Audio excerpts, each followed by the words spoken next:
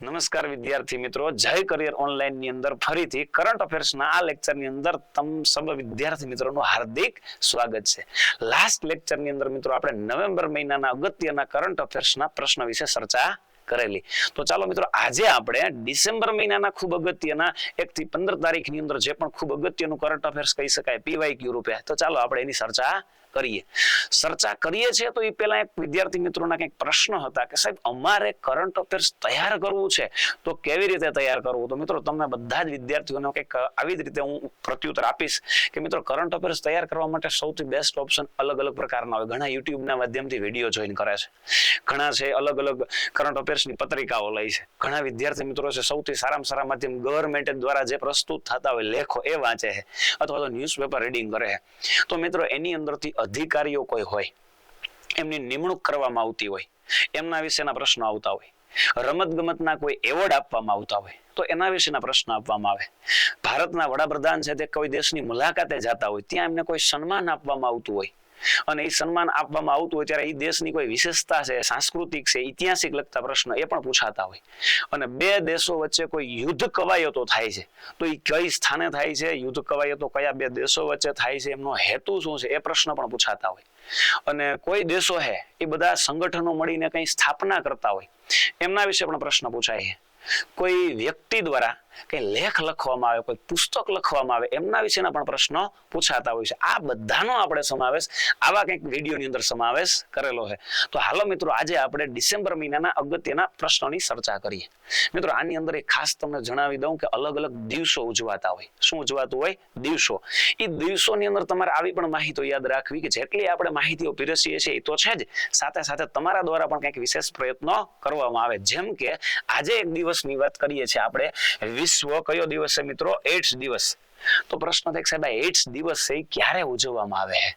તો મિત્રો જો દિવસોની વાત આવે તો યાદ રાખશું ક્યારે ઉજવાય છે, શરૂઆત ક્યારથી કરવામાં આવી, એની થીમ શું હોય છે, એમાં કોઈ વિશેષ અધિકારીઓ અથવા વડાપ્રધાન દ્વારા કોઈ ઉજવણીની શરૂઆત કરવામાં આવેલી હતી, એનો હેતુ શું છે, આ બધું યાદ રાખવાનું. એકાદો દિવસ પરીક્ષાની અંદર આવતો હોય તો કામ આવે. મિત્રો વિશ્વ એઇડ્સ દિવસ છે ખરેખર તો 1 ડિસેમ્બરના રોજ ઉજવાય છે. ક્યારે ઉજવાય છે? 1 ડિસેમ્બરના રોજ. સાહેબ તો આ ઉજવવાનો હેતુ શું છે? પહેલા તો મિત્રો આ એઇડ્સ શું છે મિત્રો તમને જણાવી દઉં કે એઇડ્સ છે ને એક રોગ છે અને જે રોગ છે તે વાયરસ દ્વારા થાય છે. કોના દ્વારા? વાયરસ. તો મિત્રો વાયરસને આપણે ગુજરાતીની અંદર વિષાણુ તરીકે ઓળખવામાં આવે છે. કોના તરીકે? વિષાણુ તરીકે. તો સાહેબ આ વિષાણુ છે એ શું છે? વિષાણુ મિત્રો એવા છે કે જે આપણે નરી આંખે જોઈ શકવાના નથી અને જે જીવોને નરી આંખે ન જોઈ શકાય મિત્રો એવા જીવોને સૂક્ષ્મ જીવ કહેવામાં આવે છે. શું કહેવામાં આવે? સૂક્ષ્મ જીવ. તો મિત્રો આવા 1-2 સૂક્ષ્મ જીવ નથી, જનરલી સૂક્ષ્મ જીવો છે 5. તો મિત્રો એને આવા એક સૂત્ર દ્વારા આપણે ઓળખીએ છીએ, 2 વાલી પપ્પુ. શેના તરીકે? 2 વાલી પપ્પુ. 2 એટલે કે બેક્ટેરિયા, વા એટલે કે વાયરસ, લી એટલે કે લીલ, પ એટલે કે પ્રજીવ અને ફૂ એટલે ફૂગ. એ પૈકી વા એટલે કે વાયરસ. અને આ વાયરસ વિશે માહિતી આપનાર વૈજ્ઞાનિક હતો મિત્રો એન્ટી વોન લ્યુવેનહોક. આ વૈજ્ઞાનિકે વાયરસ વિશે માહિતી આપી અને એમાં એઇડ્સ જે છે ને વાયરસ દ્વારા ફેલાય છે. અને એના વાયરસનું નામ પણ મિત્રો ઘણીવાર પરીક્ષામાં પૂછાઈ ગયો. એઇડ્સના વાયરસનું નામ છે મિત્રો HIV. શું નામ છે? HIV. તો ઘણીવાર એઇડ્સનું નામ પણ પૂછાયેલું છે. સાહેબ એઇડ્સનું પૂરું નામ શું છે? તો મિત્રો તમને જાણકારી માટે કહી દઉં કે એઇડ્સનું પૂરું નામ કંઈક આવી રીતે યાદ રાખીશું. એ એટલે કે એક્વાયર્ડ. એ એટલે શું યાદ રાખશું? એક્વાયર્ડ. આઈ એટલે યાદ રાખશું મિત્રો ઇમ્યુનો. Acquired immuno. પછી મિત્રો ડી છે એટલે કે યાદ રાખશું ડિફિશિયન્સી. પછી ડી પછી શું છે? એસ. તો કે મિત્રો એસ એટલે શું છે? તો કે syndrome. Acquired immuno deficiency syndrome. એવી જ રીતે એના વાયરસનું નામ પણ છે મિત્રો HIV નું. એચ એટલે છે હ્યુમન. પછી આઈ છે એટલે immuno. D deficiency, immuno deficiency અહીંયા એવું ને એવું આવશે પાછું. અને લાસ્ટમાં જે વી છે ને મિત્રો, વી એટલે થાય વાયરસ. આ એઇડ્સના વાયરસનું નામ છે અને એનું પૂરું નામ પૂછાતું હોય. મિત્રો 1 ડિસેમ્બરના રોજ એટલા માટે ઉજવવામાં આવે છે કે એઇડ્સના વિષાણુનો જે શોધક છે ને મિત્રો એનું નામ છે રોબર્ટ ગેલો. કોણ છે? રોબર્ટ ગેલો નામનો વૈજ્ઞાનિક છે. એમનો જન્મદિવસ છે ને એ તારીખના રોજ હોવાથી આ દિવસને 1 ડિસેમ્બરના રોજ ઉજવવામાં આવે છે. મિત્રો તમને કરંટ ટોપિક રૂપે ખાસ કોમેન્ટની અંદર એ પણ જણાવજો કે 1 ડિસેમ્બર હમણાં 2025ના રોજ આ દિવસ ઉજવાયો ત્યારે આની થીમ શું હતી? ચાલો કોમેન્ટની અંદર જણાવજો. મિત્રો ખાસ તમને યાદ કરાવું છું, ઘણીવાર પરીક્ષાની અંદર અલગ અલગ દિવસોની થીમ પણ પૂછાતી હોય છે. આ સાયન્સની દ્રષ્ટિએ ખૂબ અગત્યનો પ્રશ્ન કહી શકાય. તો મિત્રો આવા એક બે નહીં, આવા ઘણા બધા દિવસો છે જેની આપણે ચર્ચા કરીશું. ચાલો મિત્રો આની અંદર આપણે નેક્સ્ટ પ્રશ્નમાં આગળ વધતા જઈએ. મિત્રો આવો જ કંઈક બીજો પ્રશ્ન છે કે નીચેના વિધાન ચકાસો. જો ખાસ યાદ રાખશું, કરંટ અફેર ખરેખર તો આવી જ રીતે તૈયાર કરાય, વિધાન રૂપે, એક કરતા વધારે માહિતી સાથે, માત્ર એક જ માહિતી સાથે તૈયાર કરવું નહીં. જેમ કે હાલમાં વિવેક ચતુર્વેદી છે, તો સાહેબ વિવેક ચતુર્વેદી એટલે કોણ? પહેલા તો જનરલી એનો તમને ફોટો બતાવી દો મિત્રો. આ વિવેક ચતુર્વેદી છે કે જેની હમણાં હાલની અંદર CBISC ના અધ્યક્ષ તરીકે નિમણૂક કરવામાં આવી છે. તો મિત્રો જરૂરી નથી કે CBISC ના અધ્યક્ષ જ પૂછી શકે, એમનું પૂરું નામ પણ પૂછે તો મિત્રો પૂરું નામ શું છે? તો કે central board of indirect taxes and custom એમનું પૂરું નામ છે. CBISC નું પૂરું નામ પણ પૂછી શકે તો સાહેબ આ CBISC છે શું? તો મિત્રો એ કસ્ટમ વિભાગ એટલે કે નાણાં વિભાગ કહી શકાય ને, એના હેઠળ કામ કરે છે. કોના હેઠળ? તો કે નાણાં મંત્રાલય હેઠળ કામ કરે છે. અને અલગ અલગ જગ્યાએ ડાયરેક્ટ ટેક્સ ને લગતું કામ, જેમ કે GST ને લગતું કામ, મિત્રો ખાસ યાદ રાખજો, GST ને લગતું કામ છે આને હેઠળ આવે છે. તો આ ડિપાર્ટમેન્ટ હેઠળ આવે છે અને આ અધિકારીની નિમણૂક થઈ છે. તો જનરલી જાણવાની ઉત્સુકતા થાય સાહેબ હાલના નાણામંત્રી કોણ છે? હાલના નાણામંત્રી કોણ છે એટલું પણ યાદ રાખીશું. તો મિત્રો હાલના જે નાણામંત્રી છે તો એનું યાદ રાખશું. પહેલા તો સૌપ્રથમ પહેલા નાણામંત્રી કોણ હતા એનું નામ પણ યાદ રાખજો, KS ષણમુખમ શેટ્ટી. KS ષણમુખમ શેટ્ટી ભારતના પ્રથમ નાણામંત્રી હતા. અને હાલના નાણામંત્રી કહે તો મિત્રો એનું નામ છે નિર્મલા સીતારામન. કોણ છે? એક મહિલા છે, નિર્મલા સીતારામન ભારતના હાલના નાણામંત્રી છે. અને આ જે પણ બજેટ રજૂ કરે છે ફેબ્રુઆરીની અંદર, એ બધું જ બજેટ આના દ્વારા રજૂ કરવામાં આવે છે. કોના દ્વારા? આના દ્વારા. મિત્રો ખાસ તમે કોમેન્ટની અંદર એક પણ જણાવજો, નાણાં મંત્રાલય છે અથવા તો નાણાં મંત્રાલયમાં જે નાણાંને લગતા અનુચ્છેદો છે એના વિશે પણ પરીક્ષામાં ઘણી વાર સારા એવા પ્રશ્નો પૂછાતા હોય, એ પણ યાદ રાખીશું. તો ચાલો મિત્રો આની અંદર જવાબ આપીએ. આ ત્રણ છે ને એ વિધાન હાચા છે. કેવા છે? 3 વિધાન હાચા, પહેલું, બીજું અને ત્રીજું. જરૂરી નથી કે 3 સાથે જ પૂછાય, એક પણ પૂછાય હવે. આ નાણાં મંત્રાલયની અંદર આ રીતે પરીક્ષામાં પ્રશ્નો વિધાન રૂપે પણ પૂછાય શકે છે. ચાલો મિત્રો આની અંદર હજી પણ આપણે વધારે પ્રશ્નો આગળ જાણતા જઈએ. મિત્રો પહેલો પ્રશ્ન આપણે જાણ્યો, બીજો પ્રશ્ન પણ જાણ્યો. ચાલો ત્રીજો પ્રશ્ન છે. આ જે અધ્યક્ષ છે એનો ફોટો છે, વિવેક ચતુર્વેદી. ચાલો સાહેબ નેક્સ્ટ પાછો પણ દિવસ આવ્યો. કેટલામો દિવસ? તો કે બીજો દિવસ. અને તારીખ શું છે? 2 ડિસેમ્બર. તો 2 ડિસેમ્બરના રોજ કયો દિવસ ઉજવાય છે? ફરીથી કહું, સૌથી વધારે જો દિવસો આવતા હોય તો ડિસેમ્બર મહિનામાં. એમાંય ચાલો 2 ડિસેમ્બરના રોજ કયો દિવસ? 2 દિવસ આપ્યા. રાષ્ટ્રીય પ્રદૂષણ નિવારણ દિવસ અને બીજું આપ્યું છે વિશ્વ કોમ્પ્યુટર સાક્ષરતા દિવસ. તો સાહેબ રાષ્ટ્રીય પ્રદૂષણ, તો પ્રદૂષણ વિશે તો જનરલી ખબર છે, ઘણા બધા પ્રકારના પ્રદૂષણ છે. ધ્વનિ પ્રદૂષણ છે, વાયુ પ્રદૂષણ છે. આ બધા પ્રદૂષણો મુખ્ય થઈ ગયા, જેના કારણે હાલની અંદર પ્રદૂષણની એટલી બધી માત્રા વધી ગઈ ને કે માણસને શરીરની અંદર શુદ્ધ વાયુ લેવામાં તકલીફ થવા માંડી. તો સાહેબ આ દિવસ શું કરવા ઉજવાય છે? અને 2 ડિસેમ્બરે શું કરવા ઉજવાય? મિત્રો તમને યાદ કરાવું, મધ્યપ્રદેશની અંદર એક સમયે ભોપાલ ગેસ દુર્ઘટના થઈ હતી. ભોપાલ ગેસ દુર્ઘટના, અને એની અંદર એક વાયુ ફેલાણો હતો ભોપાલ ગેસ દુર્ઘટનામાં. મિત્રો એનું ઘણીવાર નામ પણ પરીક્ષામાં પૂછાયેલું છે. ભોપાલ ગેસ દુર્ઘટનામાં લીક થયેલો વાયુ કયો છે? મિત્રો મિથાઇલ આઇસોસાયનાઇડ. કયો વાયુ છે? Methyl isocyanide. આટલો બધો ઝેરી વાયુ છે કે જે શ્વાસની અંદર જવાથી માણસ બેભાન તો થઈ જાય છે, સાથે સાથે ફેફસા ફૂલી જાય છે અને માણસનું મૃત્યુ પણ થાય છે. અને આની અંદર ઘણા બધા લોકોના મૃત્યુ થયેલા. એવો આ ભોપાલ ગેસ દુર્ઘટના કાંડ કઈ સાલમાં થયો? તો મિત્રો એવું પણ પૂછાયેલું છે, 1984 ની અંદર થયેલો. તો મિત્રો આ ભોપાલની વાત આવી તો તમને આટલી તો ખબર જ છે કે ભોપાલ છે તે કયા રાજ્યમાં આવેલું છે? તો મિત્રો ખાસ યાદ રાખજો, ભોપાલ છે તે મધ્યપ્રદેશ છે, એનું પાટનગર કહી શકાય. કયું છે? મધ્યપ્રદેશનું પાટનગર. આ ભોપાલ ગેસ દુર્ઘટના કાંડ ત્યાં થયેલો અને આ વાયુ ફેલાયેલો. એટલે ત્યારથી એના જાગૃતિ માટે એક દિવસ ઉજવાય છે. કયો દિવસ છે? રાષ્ટ્રીય પ્રદૂષણ નિવારણ દિવસ. સાથે સાથે મિત્રો બીજી પણ તમને જાગૃતિ ફેલાવી દઉં અને જાણકારી આપી દઉં કે આ દિવસ પણ આ જ તારીખે ઉજવવામાં આવે, વિશ્વ કોમ્પ્યુટર સાક્ષરતા દિવસ. લોકો કોમ્પ્યુટરની જાણકારી મેળવે, કોમ્પ્યુટરની અંદર સાક્ષર બને એ માટે એક પણ દિવસ ઉજવવામાં આવે, વિશ્વ કોમ્પ્યુટર સાક્ષરતા દિવસ. તો મિત્રો આની અંદરથી આવો પણ પ્રશ્ન યાદ રાખો, કોમ્પ્યુટરના પિતા તરીકે કોણ ઓળખાય છે? ખાલી કોમ્પ્યુટર સાક્ષરતા દિવસ વિશે જાણકારી ન રાખવી, એના પિતા તરીકે કોણ ઓળખાય? મિત્રો તમે આના વિશે જાણતા હોય, એના પિતા તરીકે ઓળખાય છે ચાર્લ્સ બેબેજ. કોણ ઓળખાય છે? ચાર્લ્સ બેબેજ નામનો વ્યક્તિ છે, તે કોમ્પ્યુટરના પિતા તરીકે ઓળખવામાં આવે છે. તો મિત્રો 2 ડિસેમ્બરના રોજ કયો દિવસ ઉજવાય છે? ખાલી એક પણ પૂછાય શકે, રાષ્ટ્રીય પ્રદૂષણ નિવારણ. આ પણ પૂછાય શકે. તો મિત્રો આની અંદર જવાબ છે તો કે A અને B બંને 2 દિવસો 2 ડિસેમ્બરના રોજ ઉજવવામાં આવે. કયા દિવસો? આ બંને દિવસો. ચાલો મિત્રો આની અંદર ફરીથી આગળના પ્રશ્નો વિશે જાણતા જઈએ. મિત્રો ખાસ યાદ રાખશું, આ નેશનલ પોલ્યુશન પ્રિવેન્શન ડે એનું કંઈક થીમ છે કે સાહેબ આ શું કરવા ઉજવવામાં આવે? તો કે આપણે બધાને શુદ્ધ વાતાવરણ અને પર્યાવરણ મળી રહે એની એક થીમ છે. એવી જ રીતે કોમ્પ્યુટર છે એના વિશે લિટરેચરી મતલબ કે સાક્ષરતા બને એ માટેની એક થીમ છે કે બધા લોકો કોમ્પ્યુટર વિશે અવેરનેસ બને. હવે તો કોમ્પ્યુટરની અંદર ખાસ યાદ રાખશો મિત્રો, AI આવી ગયું, આર્ટિફિશિયલ ઇન્ટેલિજન્સ. કોમ્પ્યુટરની અંદર એટલો બધો જમાનો આવી ગયો કે તમે શબ્દ એક ટાઈપ કરો તો તમને અવનવી માહિતી મળે. એટલે દરેક લોકો કોમ્પ્યુટરની વિશે અવેરનેસ મળે, જાણકારી મળે, એ માટે આવા દિવસો ઉજવવામાં આવે. ચાલો હજી એક પ્રશ્નમાં પણ આપણે આગળ વધીએ.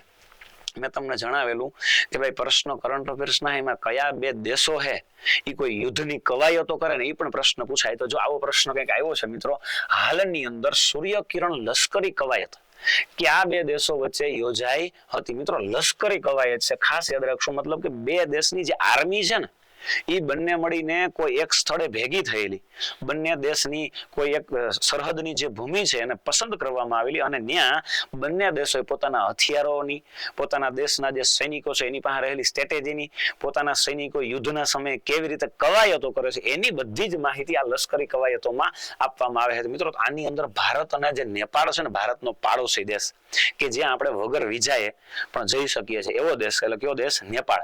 તો મિત્રો ભારત અને નેપાળ વચ્ચે આ કવાયત યોજાણી હતી. કઈ કવાયત? તો કે સૂર્યકિરણ નામની કવાયત યોજાઈ ગઈ. તો મિત્રો નેપાળ એવું, તો નેપાળ વિશે તમને જાણકારી જરૂરી છે કે નેપાળ છે ને એનું પાટનગર જે આપણે કહી શકીએ મિત્રો કયું છે? કાઠમંડુ. કયું કહી શકાય? કાઠમંડુ. બૌદ્ધના મઠો આવેલા દેશ, એટલે કયો દેશ? તો કે નેપાળ દેશ. અને આની અંદર ભારત અને નેપાળ વચ્ચે વચ્ચે એક લશ્કરી કવાયત યોજાણી. મિત્રો એનું કંઈક ચિત્ર છે લશ્કરી કવાયતનું, ખાસ જોઈએ. આ લશ્કરી કવાયતની અંદર બંને દેશો એક સૂર્યકિરણ નામની કવાયત કહેવાય અને આ કવાયત છે નેપાળની અંદર યોજવામાં આવી હતી 29 ડિસેમ્બરથી 13 જાન્યુઆરી સુધી. મતલબ આ 14 થી 15 દિવસ સુધી યોજવામાં આવી. એમાં બધા આ 2 દેશના જે સૈનિકો હોય બધા ભાગ નથી લેતા. સૈનિકની અમુક ટુકડીઓ ભાગ લે છે, અમુક બટાલિયન ભાગ લે છે. ભાગ લઈ અને લશ્કરી કવાયતમાં પોતાના શસ્ત્રોનું પ્રદર્શન કરવામાં આવે, શસ્ત્રો કેવી રીતે ચલાવવામાં આવે એનું પ્રદર્શન કરવામાં આવે. આવા સ્થળે કંઈક આ પ્રદર્શન કરવામાં આવેલું. કોના વચ્ચે? તો ભારત અને નેપાળ વચ્ચે. આ નામ શું હતું? લશ્કરી કવાયત યોજવામાં આવેલી. તો ચાલો મિત્રો નેક્સ્ટ ક્વેશ્ચન ની અંદર જઈએ. હજી એક પણ લશ્કરી કવાયત આવી છે મિત્રો, એનું નામ છે હરિમાઉ શક્તિ કવાયત. આગળ હતું લશ્કરી કવાયત, એ કઈ? તો કે સૂર્યકિરણ. આ પણ છે, પણ એ કયા દેશો વચ્ચે યોજાઈ હતી? મિત્રો ખાસ યાદ રાખશું, ભારતની અંદર અને નેપાળ વચ્ચે સૂર્યકિરણ યોજાયેલી. એવી જ રીતે ભારત અને એક બીજો દેશ છે, કયો દેશ છે? મલેશિયા દેશ. ભારત અને મલેશિયા વચ્ચે કઈ કવાયત હતી? હરિમાઉ શક્તિ. તો પેલા તો જાણવાની પ્રશ્ન થશે સાહેબ, મલેશિયા દેશ છે જનરલી જોઈએ તો ભારતથી ઘણા બધા લોકો ફરવા માટે જતા હોય છે મલેશિયા. કુઆલાલુમ્પર આનું પાટનગર કહી શકાય. કુઆલાલુમ્પર નામનું આનું પાટનગર છે. કોનું છે? મલેશિયાનું. ફરવા જવું હોય તો ભારતની અંદર તમે રાજ્યમાં જાઓ એટલું જ કોસ્ટલી નથી પડતું બહુ, આટલું અહીંયા તમે જઈ શકો છો. અને આ ભારત અને આ 2 દેશ વચ્ચે કવાયત યોજાણી, જેની અંદર મલેશિયા છે ને, મલેશિયા એના સૈનિકોને ભારતની જે ગન છે આપવામાં આવેલી, ભારતની તોપો વિશે જાણકારી આપવામાં આવેલી અને આ 2 દેશોએ મળીને આ કવાયત કંઈક યોજી હતી. મિત્રો આનું ચિત્ર છે કંઈક, તમે જાણકારીના ઉદ્દેશથી અને ખરેખર તો યાદ રાખવા માટે પેઇન્ટ જે હોય ને ચિત્રો એના દ્વારા વધારે યાદ રહી છે. ભારતના સૈનિકો અને જે મલેશિયા એના સૈનિકોએ ખાસ તો સૌથી વધારે લશ્કરની અંદર, મતલબ કે લશ્કરની અંદર બંદૂક જે છે ગન, એના વિશે ચલાવવી, કેમ ગન છે કેવી રીતે ફાયર કરવામાં આવે, ગનની અંદરથી ગોળીઓ છૂટીને જે જાય છે એનું ડિસ્ટન્સ કેટલું છે, એના વિશેની ખાસ ચર્ચા કવાયતની અંદર કરવામાં આવેલી. મિત્રો હજી કહું છું, એક બે કવાયતની અલગ અલગ દેશો વચ્ચે ઘણી બધી કવાયતો યોજાય છે. આ કવાયતોની અંદરથી પ્રશ્ન પૂછાતા હોય. ચાલો મિત્રો નેક્સ્ટ ક્વેશ્ચન ની અંદર જઈએ. હાલમાં યુનેસ્કો દ્વારા અમૂર્ત સાંસ્કૃતિક યાદીમાં સ્થાન પામનાર કયો તહેવાર છે? મિત્રો ભારતના એક બે તહેવાર નથી, આની અંદર તો ઘણા બધા તહેવારો એવા છે કે યુનેસ્કોએ અમૂર્ત સાંસ્કૃતિક યાદીમાં ભારતના તહેવારોનું સ્થાન આપ્યું. સાહેબ, ભારતના તહેવારોનું સ્થાન યુનેસ્કો દ્વારા અમૂર્ત યાદીમાં શું કરવા આપવામાં આવે?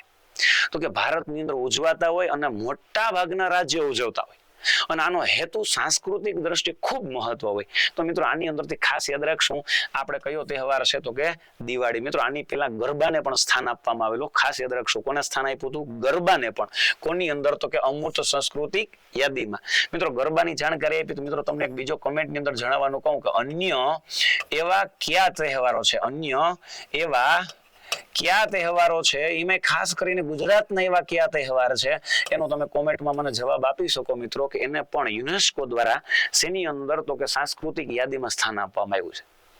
ફરીથી કહું, એક બે તહેવારોની અને ભારતના દરેક રાજ્યોમાંથી આવું કંઈક અમૂર્ત યાદીમાં સ્થાન આપવામાં આવે છે. તો આ વખતે કોને આપવામાં આવેલું છે? દિવાળીને આની અંદર સ્થાન આપવામાં આવેલું છે. ચાલો મિત્રો નેક્સ્ટ ક્વેશ્ચન રમતગમતને લગતો છે અને રમતગમતમાં છે ખેલો ઇન્ડિયા યુનિવર્સિટી ગેમ્સ. મિત્રો દર વખતે આ યોજવામાં આવે છે અને યાદ રાખશું 2025માં કયા સ્થાને યોજાઈ હતી? મિત્રો એક નામ છે રાજસ્થાન. તો મિત્રો તમને જાણકારી આપી દઉં કે રાજસ્થાનની અંદર આ 5મું સંસ્કરણ હતું. મતલબ કે આ 5મું સંસ્કરણ એટલે કે ખેલો ઇન્ડિયા યુનિવર્સિટીનું 5મું સંસ્કરણ ક્યાં યોજાણું હતું? રાજસ્થાન. અને રાજસ્થાનમાં તો યોજાણું, એની અંદર રાજસ્થાનમાં યોજાણું, પણ સૌથી વધારે મેડલ રાજસ્થાનને નથી મળ્યો. ચંદીગઢ, ચંદીગઢ યુનિવર્સિટીની અંદર જે ભણતા વિદ્યાર્થીઓ હોય ને, હરિયાણા અને પંજાબનું જે પાટનગર કહી શકાય એવું ચંદીગઢ, આ ચંદીગઢને આની અંદર ચંદીગઢ યુનિવર્સિટીમાં ભણતા વિદ્યાર્થીઓએ સૌથી વધુ મેડલ મેળવ્યા છે. અને આ યુનિવર્સિટી ગેમ્સ છે. કઈ ગેમ્સ છે? University games. નાનું 5મું સંસ્કરણ હતું. તો જાણકારીનો પ્રશ્ન છે, ભાઈ રાજસ્થાન છે તો મિત્રો તમને એટલું તો ખબર છે, રાજસ્થાનનું પાટનગર હું કહી શકું, કોને કહી શકું? જયપુર. કોણ છે? જયપુર. તો મિત્રો આ જયપુરને તમને યાદ છે, એક નામથી ઓળખવામાં આવે, પિંક સિટી તરીકે ઓળખાય છે. કયું સિટી? Pink city. રાજસ્થાન વિશે થોડીક જનરલ નોલેજની દ્રષ્ટિએ પણ અવેરનેસ રાખો તો મિત્રો આવું રાખી શકો. ભારતની અંદર રાજસ્થાન છે ને સૌથી વધારે રણ પ્રદેશ ધરાવતું રાજ્ય. કેવું? સૌથી વધુ રણ પ્રદેશ ધરાવતું રાજ્ય કયું છે? રાજસ્થાન. તો મિત્રો રાજસ્થાનના મુખ્યમંત્રી કોણ છે એવું પણ તમે યાદ રાખી શકો? ભજનલાલ શર્મા. કોણ છે? ભજનલાલ શર્મા રાજસ્થાનના મુખ્યમંત્રી છે. મિત્રો આમાં જાણકારી માટે એમ કહું છું કે રાજસ્થાનની અંદર કોઈ પણ સરકાર હોય માત્ર 5 વર્ષ જ ટકે છે. એના પછી સરકાર દર વખતે ગમે એટલો કદાચ વિકાસ કરે, સરકાર બદલી નાખે. રાજસ્થાનની અંદર રહેતા લોકો એટલા પણ જાણકારી છે કે એક જ વખત મોકો આપવાનો, બીજી વખત નહીં. રાજસ્થાનની અંદર દર 5 વર્ષે સરકાર બદલે. ખાસ જાણકારીના ઉદ્દેશથી આ બધું પણ રાજસ્થાન વિશે યાદ રાખશો. અને સૌથી વધુ કિલ્લાઓ જે આવેલા છે ને રાજસ્થાનની અંદર આવેલા એ પણ યાદ રાખશો. આપણે કહીએ કે મારવાડ પ્રદેશ, મતલબ મારવાડના જે લોકો કહેવાય છે એ કયું? તો કે રાજસ્થાન. અને રાજસ્થાન છે મિત્રો, એના વિશે વધારે યાદ રાખો તો હજી પણ આવું યાદ રાખી શકાય. જેમ કચ્છની અંદર આપણે રણો છે ને, એવી રીતે રાજસ્થાનની અંદર પણ રણ છે. અને રાજસ્થાનનો જે રણ છે ને એ ગરમ બહુ પ્રદેશ છે. સૌથી વધારે ભારતમાં જો ગરમી પડતી હોય ને ક્યાંય, તો એવું યાદ રાખવું હોય તો એ પણ ક્યાં યાદ રાખવું? રાજસ્થાન. સૌથી વધારે ભારતની અંદર ગરમી જો કોઈ રાજ્યમાં પડે છે તો કયું રાજ્ય છે? રાજસ્થાન. મિત્રો ચાલો આની અંદર આગળ જો, હા આનો એક ચિત્ર દ્વારા એક લોગો યાદ રાખશો મિત્રો. ખેલો ઇન્ડિયા યુનિવર્સિટી જે ગેમ છે ને એ રાજસ્થાનની અંદર 24 નવેમ્બર થી 5 ડિસેમ્બરના યોજાઈ ગઈ. ત્યારે એનું કંઈક જે થીમ હોય ને કંઈક આવી રીતે રાખવામાં આવેલી કે પધારો મારે રાજસ્થાન, જીતો સારા હિન્દુસ્તાન. મતલબ કે આવો અમારા રાજસ્થાન અને જીતો આખું હિન્દુસ્તાન. આવી એક થીમ રાખવામાં આવેલી. ક્યાંની? તો કે રાજસ્થાનની અંદર. મિત્રો આ બધા થીમના પ્રશ્નો પરીક્ષામાં થીમ પણ પૂછાતી હોય. અને હા મિત્રો, હાલની અંદર જે પરીક્ષાઓ આવે એની તમને ખાસ જાણકારી આપું તો પોલીસ કોન્સ્ટેબલની પરીક્ષાઓ આવે છે. તો મિત્રો તમને જાણીને નવાઈ લાગશે કે માત્ર 100 રૂપિયા, 100 રૂપિયા પણ નહીં, કેટલા રૂપિયા? 99 રૂપિયામાં. અને એ પણ 1-2 મહિનાની. કેટલા મહિના? 3 મહિના. અને એ પણ કોનો કોર્સ? પોલીસ કોન્સ્ટેબલનો. મિત્રો 1-2 વિષય નહીં હો ભાઈ, એમાં બધા જ વિષયો આવી જશે. મેથ્સ આવી જશે, રીઝનિંગ આવી જશે, કરંટ અફેર્સ આવી જશે, ગુજરાતી પણ આવી જશે, ઇતિહાસ પણ આવી જાય, ભૂગોળ પણ આવી જાય, સાંસ્કૃતિક વારસો પણ આવી જાય, વિજ્ઞાન પણ આવી જાય.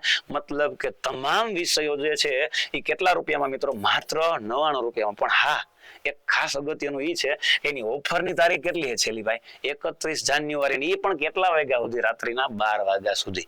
એટલે કોન્સ્ટેબલ બનવું જો માત્ર 99 રૂપિયામાં હોય તો શું 99 રૂપિયાની કિંમત શું કહે કે ખાલી ચા પીવા સારી હોટલમાં જાવ તો 99 રૂપિયા હોય જાય. હારામ હારી હોટલમાં ચા પીવાના આટલો જ કોર્સ, એ પણ કેટલા મહિના? 99 રૂપિયામાં. ચાલો મિત્રો આવા જ બીજા અગત્યના કરંટ અફેર્સના પ્રશ્નો પણ જોઈએ. તો મિત્રો અમેરિકાના રાષ્ટ્રપતિ ભાઈ કોણ? તો બોલો ડોનાલ્ડ ટ્રમ્પ.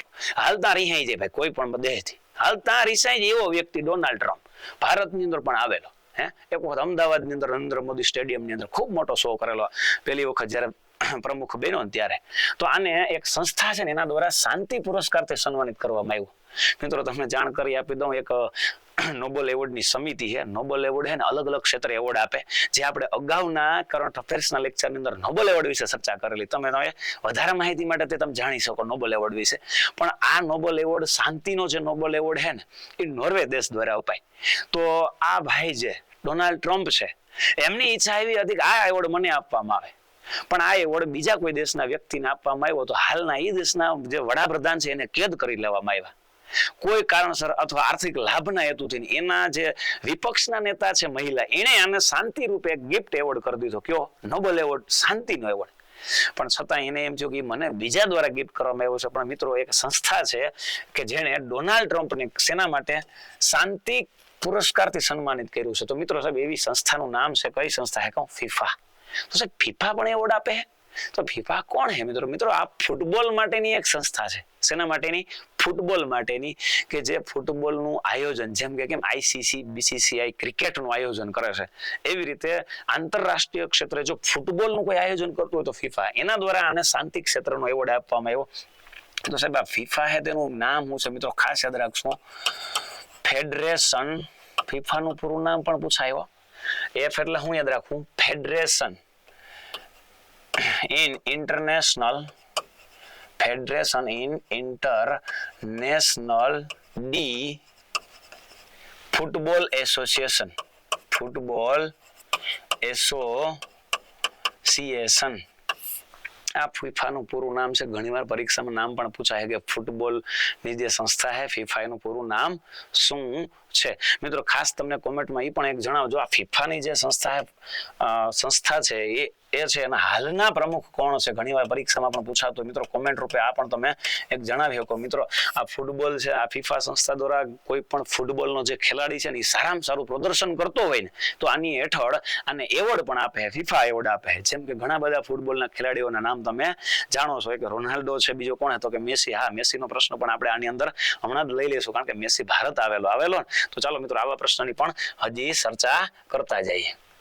મિત્રો જે આ એવોર્ડ આપવામાં આવ્યો છે તે આ ફીફા દ્વારા આપવામાં આવ્યો છે શાંતિ ક્ષેત્રનો. તો મિત્રો એની અંદર પણ તમે જોઈ શકો છો કે કેવી રીતે હાસ્ય કરે છે.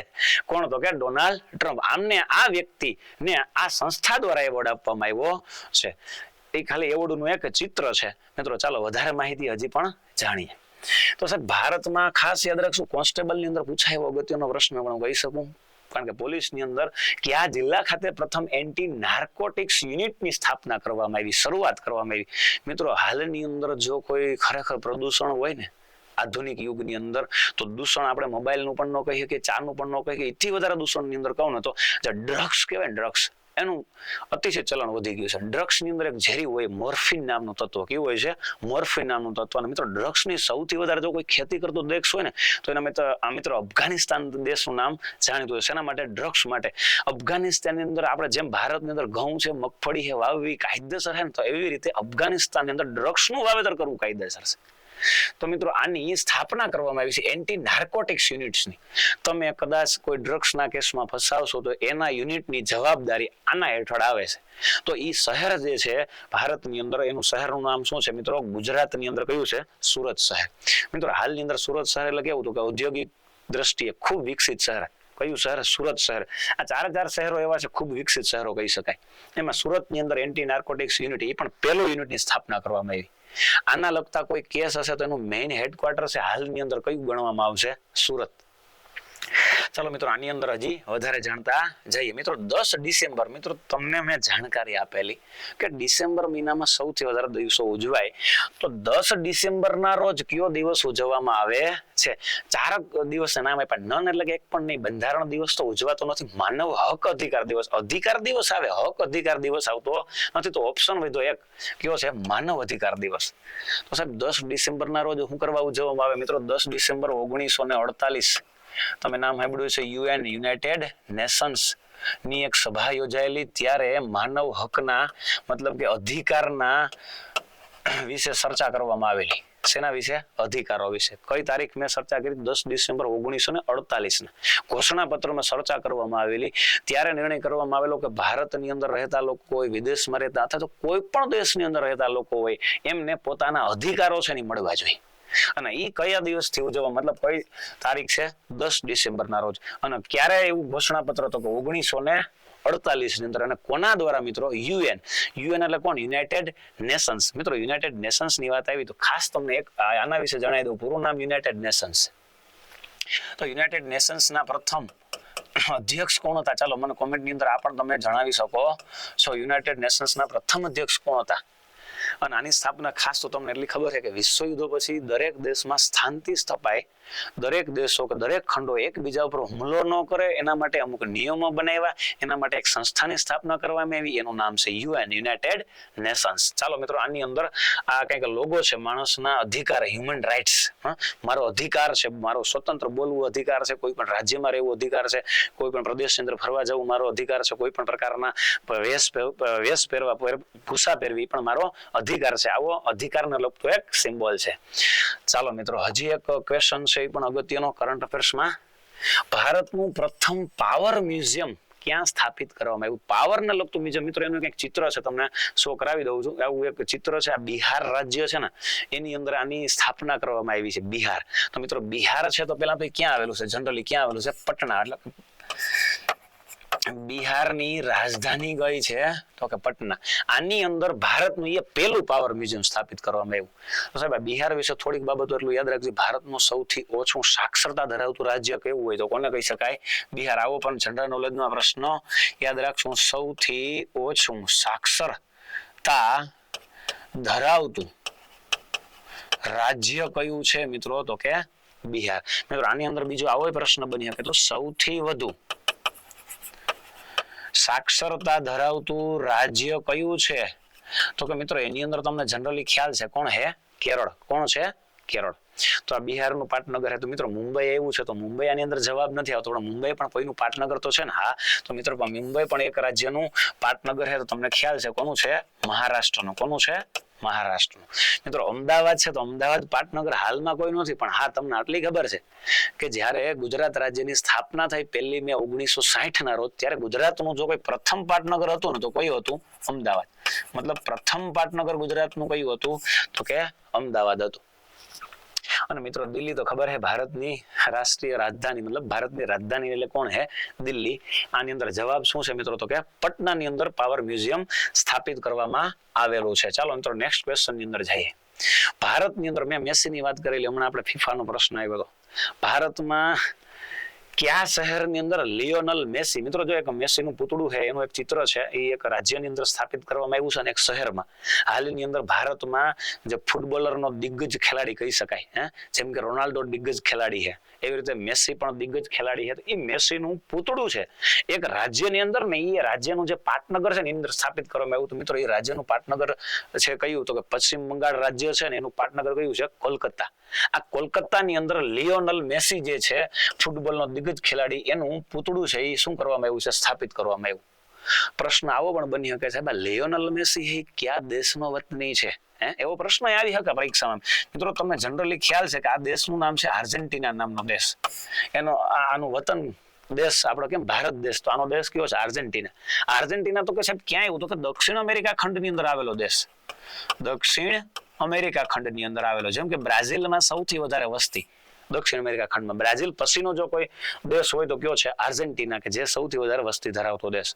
એની અંદર કોનો જન્મ થયેલો? લિયોનલ મેસી, કે જે ફૂટબોલની અંદર દિગ્ગજ ખેલાડી કહી શકાય. મિત્રો આની અંદર એક બીજો પ્રશ્ન તમે કોમેન્ટમાં ખાસ એ જણાવજો કે લિયોનલ મેસી જે છે ભારત આવ્યો હતો તો ભારતમાં એને કુલ 4 શહેરોની મુલાકાત લીધી હતી. ભારતની અંદર બધા શહેરોની મુલાકાત લીધેલી નથી. એક શહેરનું ખ્યાલ તો તમને આવી ગયો, કયું છે? કોલકાતા. મિત્રો હાલો, એક શહેરનો ખ્યાલ તો તમને આવી ગયો છે, કોલકાતા. જનરલી બીજા શહેર વિશે પણ તમને આટલી ખબર હોય, કારણ કે ભારતની આર્થિક રાજધાની કહી શકાય મુંબઈ. તો મુંબઈ 2 શહેર તો થયા ને, ભારત અને મુંબઈ. તો મિત્રો બીજા 2 શહેરો કયા હતા?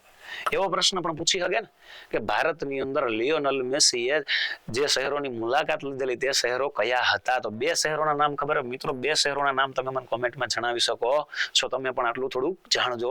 ચાલો મિત્રો, મેસી પછીના પ્રશ્નની અંદર મિત્રો આ એનું કંઈક આપણે ચિત્ર જોયું. શું છે? તો કે એનું આ પૂતળું છે તે કોલકાતાની અંદર સ્થાપિત કરવામાં આવ્યું. હવે કોલકાતા એવું થોડુંક મિત્રો, કોલકાતા વિશે પાછું તમને કેટલી ખબર તો છે જ કે પશ્ચિમ બંગાળ એની શું છે? રાજધાની છે. મતલબ પશ્ચિમ બંગાળની રાજધાની કોલકાતા છે.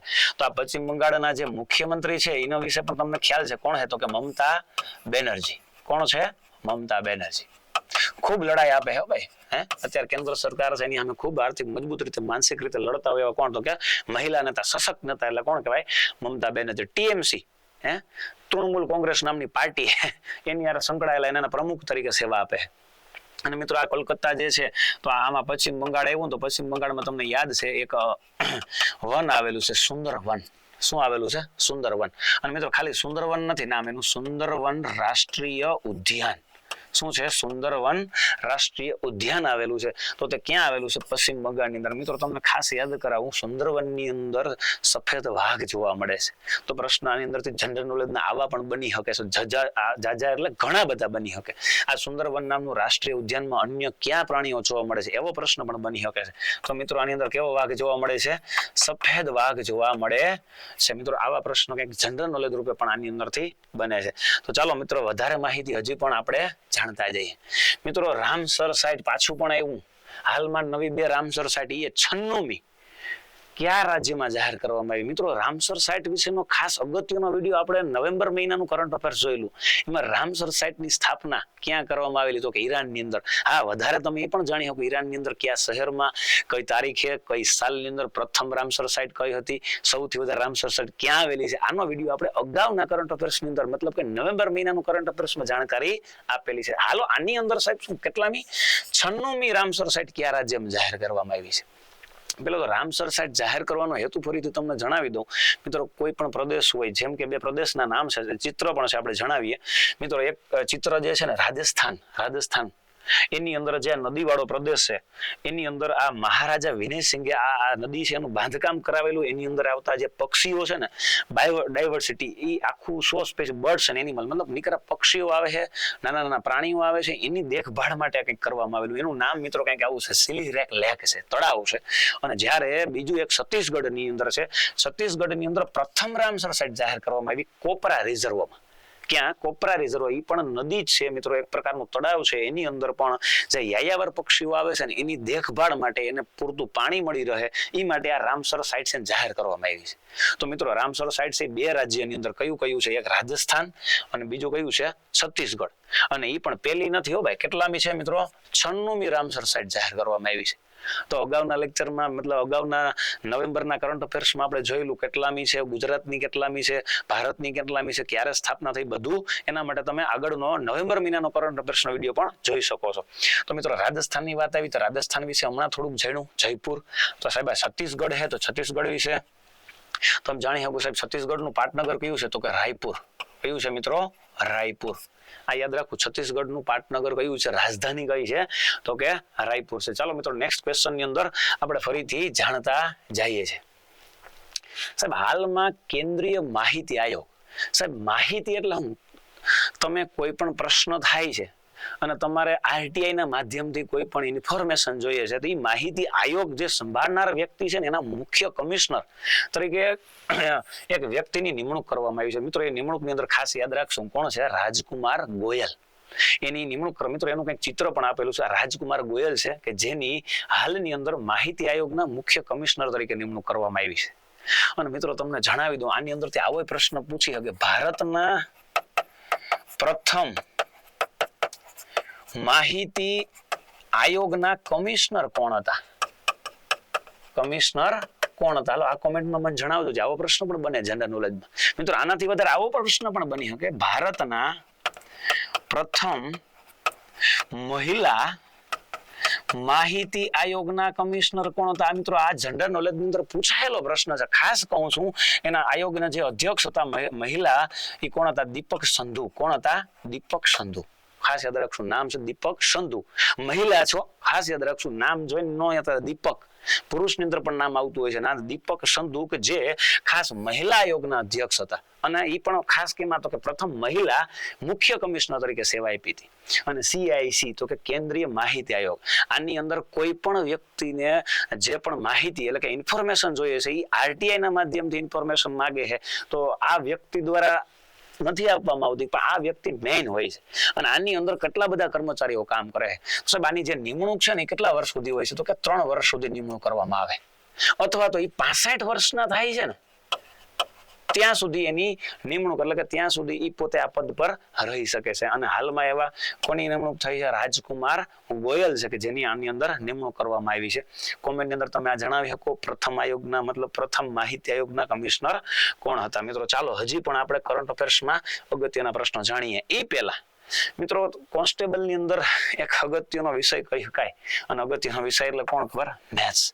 અને મિત્રો રેલવે દ્વારા NTPC ની જે જાહેરાત કરવામાં આવી હોય એમાં પણ મેથ્સ ખૂબ એવી સારી માત્રામાં પૂછાતું હોય. મતલબ મેથ્સ કે રીઝનિંગ નથી આવડતું તો પરીક્ષાઓ પાસ કરવી પોસિબલ હોતી નથી. આવો વિડીયો કોર્સ તો છે જ, સાથે સાથે મિત્રો PYQ તો અત્યારે આપણે જે કરંટ અફેર્સના પ્રશ્નો જોઈએ છે ને PYQ રૂપે, MCQ રૂપે, તો એમાં એક પ્રશ્ન હોય 4 ઓપ્શન. આવી રીતે આનો વિડીયો કોર્સ પણ, એ પણ મિત્રો ખાલી કેટલા રૂપિયા મિત્રો? 100 રૂપિયામાં. અને કેટલા મહિના સુધી? 1 મહિના સુધી. મિત્રો 100 રૂપિયામાં 1 મહિના તો છે જ. એવા એક પ્રશ્ન નહીં હોય, અનેક પ્રશ્નો. અને અગાઉની પરીક્ષામાં પૂછાયેલા પ્રશ્નોની પણ ચર્ચા કરીએ છીએ. અને ચર્ચા પણ જેવી તેવી નહીં હો ભાઈ, અલગ અલગ ટ્રીક સાથેની ચર્ચા. એટલે કયો છે મિત્રો મેથ્સ નો કોર્સ આ પણ તમે પરચેસ કરી શકો છો. ચાલો મિત્રો આગળ આપણે હજી પણ જાણતા જઈએ. મિત્રો ભારતની અંદર પ્રથમ વન યુનિવર્સિટીની સ્થાપના કરી. વનની યુનિવર્સિટી બનાવી. મિત્રો એનું એક ચિત્ર તમને હું બતાવી દઉં છું. પહેલા તો જાણકારી માટે ફર્સ્ટ ફોરેસ્ટ યુનિવર્સિટી આવું એક એનું ચિત્ર છે. આ યુનિવર્સિટીની સ્થાપના ભારતની અંદર જ કરવામાં આવી. અને ભારતની અંદર કયું રાજ્ય છે ખબર? ઉત્તર પ્રદેશ. કયું રાજ્ય? ઉત્તર પ્રદેશ. આ ઉત્તર પ્રદેશની અંદર ભારતની પ્રથમ, અને એ પણ વન યુનિવર્સિટી, વન એટલે કે ફોરેસ્ટ આપણે કહીએ, એના લગતી સ્થાપના કરવામાં આવી. તો સાહેબ આ ઉત્તર પ્રદેશની અંદર પહેલી વાર સ્થાપના તો કરી, પણ ઉત્તર પ્રદેશ વિશે થોડુંક તમારી પાસે જાણકારી તો છે જનરલી, કે સૌથી વધુ વસ્તી ધરાવતું રાજ્ય કયું છે ખબર ને મિત્રો? ઉત્તર પ્રદેશ. કયું છે? ઉત્તર પ્રદેશ. સૌથી વધારે વસ્તી ધરાવતો પ્રદેશ. હાલમાં ઉત્તર પ્રદેશના મુખ્યમંત્રી કહે તો કોણ છે? જનરલી આપણે ખ્યાલ છે યોગી આદિત્યનાથ. કોણ છે? યોગી આદિત્યનાથ. મિત્રો આની અંદર એક આપણે જે મંદિરની વાત કરીએ, અયોધ્યાનું રામ મંદિર ની જે સ્થાપના કરવામાં આવી તે ક્યાં રાજ્યમાં કરવામાં આવી છે? ઉત્તર પ્રદેશ. તો મિત્રો આ ઉત્તર પ્રદેશની અંદર આવી માહિતી તમે જનરલ નોલેજ ઉપર યાદ રાખી શકો છો. હાલો મિત્રો હજી પણ આગળ અગત્યના પ્રશ્નો આપણે ફરીથી જાણતા જઈએ. મિત્રો તમને જણાવેલું કે દિવસો જો કોઈ સૌથી વધારે આવતા હોય તો કયા મહિનાની અંદર છે? ડિસેમ્બર. હાલો પાછો કંઈક આવો દિવસનું એક જોડકું. મિત્રો દિવસો આમ જ યાદ રખાય, જોડકા રૂપે. દિવસો હંમેશા જોડકા રૂપે યાદ રાખવા, એક કરતા વધારે યાદ રહી. તો પેલા તો છે 14 ડિસેમ્બરના રોજ કયો દિવસ ઉજવાય? પછી એક છે 3 ડિસેમ્બરના રોજ કયો દિવસ ઉજવાય? મિત્રો 1 અને 2 ડિસેમ્બર વિશે તો આપણે જાણ્યું હતું. વિશ્વ એઇડ્સ દિવસ, રાષ્ટ્રીય પ્રદૂષણ નિવારણ દિવસ, વિશ્વ કોમ્પ્યુટર સાક્ષરતા દિવસ, આવી રીતે બીજા પણ અગત્યના દિવસો. 4 ડિસેમ્બરે કયો દિવસ ઉજવાય? એના પછી તો કે 6 ડિસેમ્બરે કયો દિવસ ઉજવાય?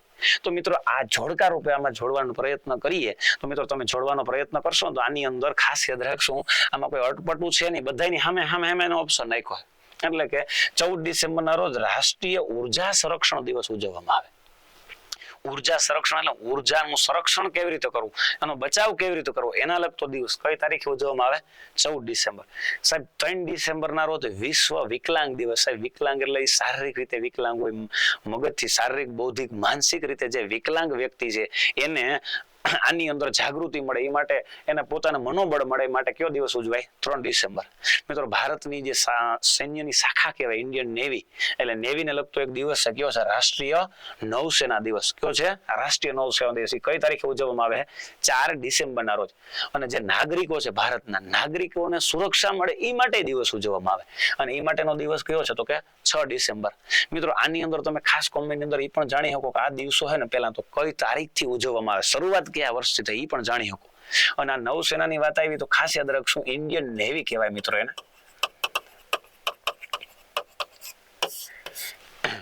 Indian navy. તો મિત્રો આ ઇન્ડિયન નેવી છે એના હાલના જે વડા છે ને એ કોણ છે? તમે એ પણ મને કોમેન્ટની અંદર જણાવી શકો છો.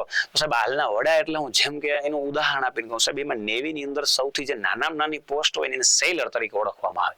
શું કહેવામાં આવે? સેલર.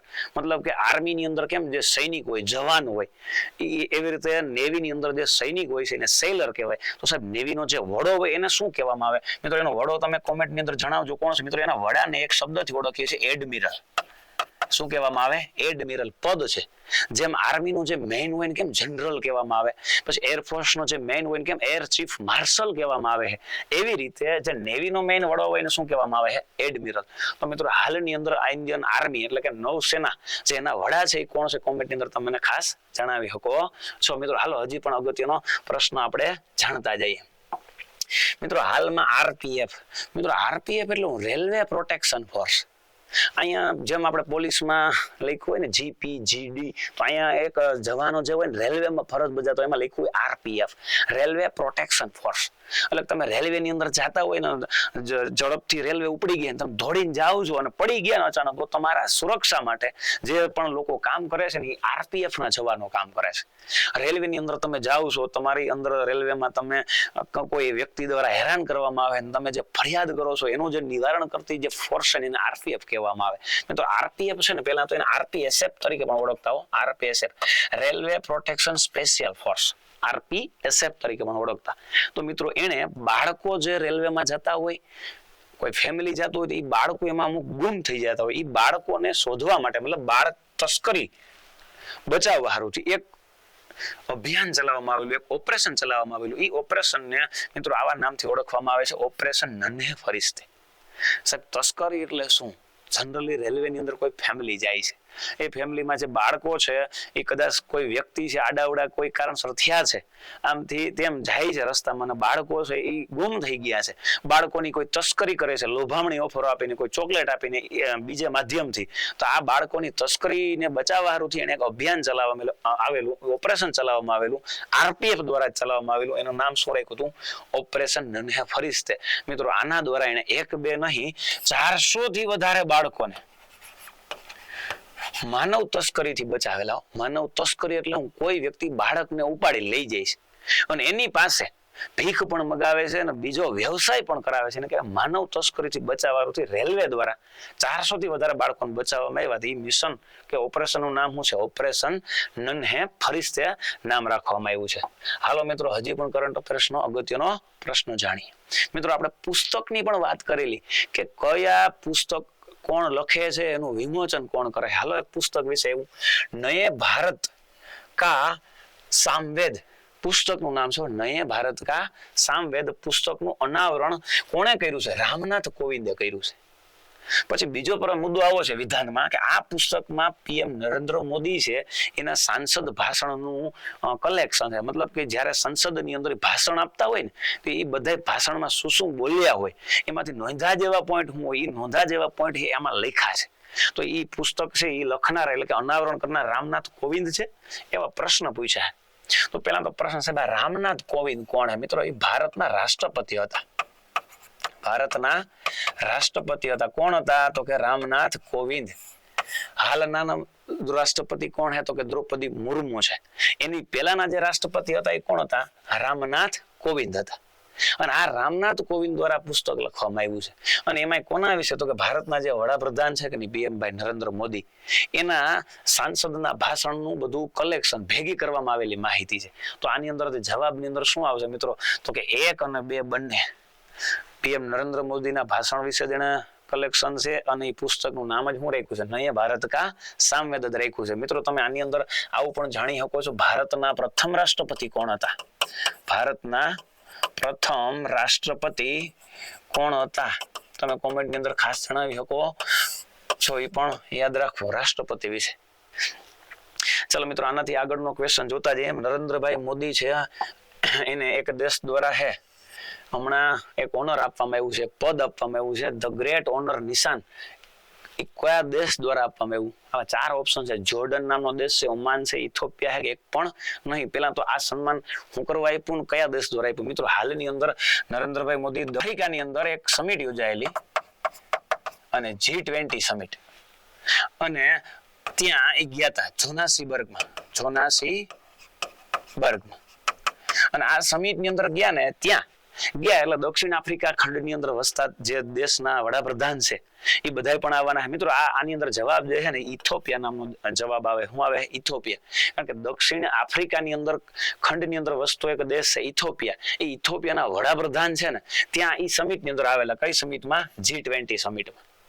એ જે સમિટમાં આવ્યા અને વડાપ્રધાન નરેન્દ્ર મોદીને એને પોતાના દેશ આવવાનું આમંત્રણ આપ્યું કે તમે અમારા દેશ આવો, અમારી સંસ્કૃતિ જુઓ, અમારા દેશના લોકોને મળો. આવું આમંત્રણ ઇથોપિયાના વડાપ્રધાને આપ્યું. અને ભારતના વડાપ્રધાન છે આમંત્રણ આપે, ભારતના પબ્લિક તો કેવી આમંત્રણ આપે એટલે કોઈ દી ના જાય એવું બને નહીં. અને ભારતના વડાપ્રધાન ત્યાં ગયેલા. ક્યારે ગયા હતા? તો કે G20 સમિટ દરમિયાન. અને ત્યાં ગયા અને એ દેશના વડાપ્રધાન દ્વારા, અને પહેલી વખત એ દેશના વડાપ્રધાન દ્વારા ને એ દેશ દ્વારા માત્ર પહેલી વખત જ આ એવોર્ડ બીજા દેશના લોકોને આપવામાં આવ્યો. સર્વશ્રેષ્ઠ સન્માન કહી શકાય દી દેશનું. એ કયું સન્માન છે? ધ ગ્રેટ ઓનર નિશાન. અને કયા દેશ દ્વારા આપવામાં આવ્યું હતું? ઇથોપિયા દ્વારા. મિત્રો G20 સમિટ છે તો એની શરૂઆત ક્યારે થઈ હતી? તમે મને કોમેન્ટની અંદર જણાવી શકો. G20 દેશની શરૂઆત ક્યારે થઈ હતી? કઈ સાલમાં થઈ હતી? બીજું તમે આ પણ યાદ રાખજો મિત્રો, G20 સમિટ છે ને ભારતની અંદર પણ 2023 ની અંદર યોજાણી હતી. ક્યારે યોજાઈ હતી? ભારતમાં 2023 ની અંદર G20 સમિટ યોજાણી હતી. મિત્રો આની અંદર 1-2 દેશો નથી હોતા, કુલ 20 દેશો હોય છે. કેટલા દેશો? 20 દેશો. G20. અને આવો પણ મિત્રો પ્રશ્ન કોમેન્ટ ની અંદર ખાસ જણાવજો, G20 સમિટમાં કયા દેશો ભાગ લે છે?